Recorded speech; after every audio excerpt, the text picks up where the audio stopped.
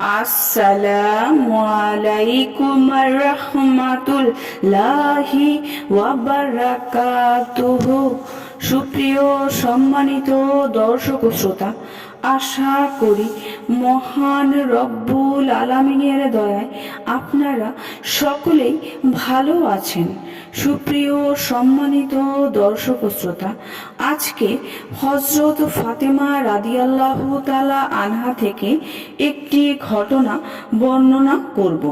ঘটনার শিরোনাম হচ্ছে হে নবীর ঘরওয়ালা। আশা করব ঘটনাটি শেষ পর্যন্ত শুনবেন। চলুন ঘটনাটি শুরু করা যাক। একদিনের ঘটনা। হযরত সাদ বিন আবি ওয়াক্কাস রাদিয়াল্লাহু আনহু সহ আরো অনেকে মজলিসে বসে আছেন। তারা সবাই হযরত আলী রাদিয়াল্লাহু আনহু ও আহলে বাইতের বিষয়ে আলোচনা করছেন। হযরত সাদ ইবনে আবি ওয়াক্কাস রাদিয়াল্লাহু আনহু বললেন, হযরত আলী রাদিয়াল্লাহু আনহুর এমন 3টি গুণ আছে যেগুলো সম্পর্কে স্বয়ং রাসূল সাল্লাল্লাহু আলাইহি ওয়াসাল্লাম বলেছেন, এগুলোর কোনো একটি যদি আমার কাছে থাকতো তাহলে লাল উটের মালিক হওয়ার চেয়ে অধিক আনন্দ হতো।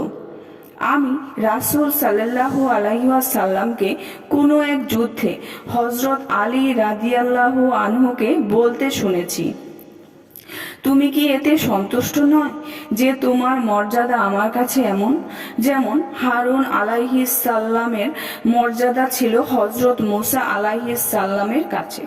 তবে পার্থক্য এই যে আমার পরে আর কোনো নবী আসবে না। খায়বারের যুদ্ধের দিন রাসূল সাল্লাল্লাহু আলাইহি ওয়াসাল্লাম হযরত আলী রাদিয়াল্লাহু আনহুর সম্পর্কে বললেন, আজ আমি পতাকা এমন একজনের হাতে দেব যার হাতে আল্লাহ বিজয় দান করবেন।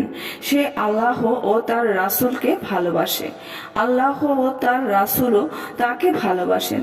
সবাই ঘাড় লম্বা করে দেখতে লাগলো রাসূল সাল্লাল্লাহু আলাইহি ওয়াসাল্লাম কার হাতে পতাকা দেন। অবশেষে রাসূল সাল্লাল্লাহু আলাইহি ওয়াসাল্লাম হযরত আলী রাদিয়াল্লাহু আনহুকে ডাকলেন। হযরত আলী রাদিয়াল্লাহু আনহু এলে তার হাতে পতাকা দিলেন।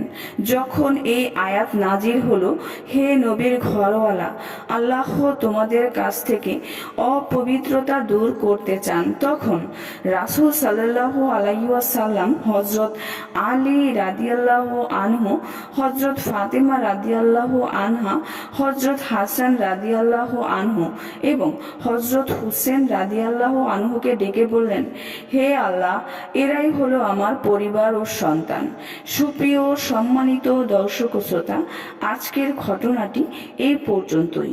ঘটনাটি যদি ভালো লেগে থাকে অবশ্যই চ্যানেলটি সাবস্ক্রাইব করবেন, লাইক করবেন, কমেন্ট করবেন এবং বেশি বেশি শেয়ার করে দিবেন। সবাই ভালো থাকবেন। আল্লাহ হাফেজ।